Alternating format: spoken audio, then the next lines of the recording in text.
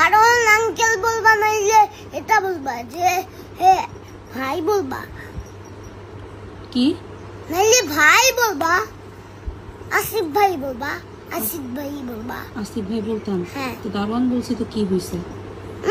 উনিরও তো একটা নাম আছে নাকি আমাদের নামের মতো?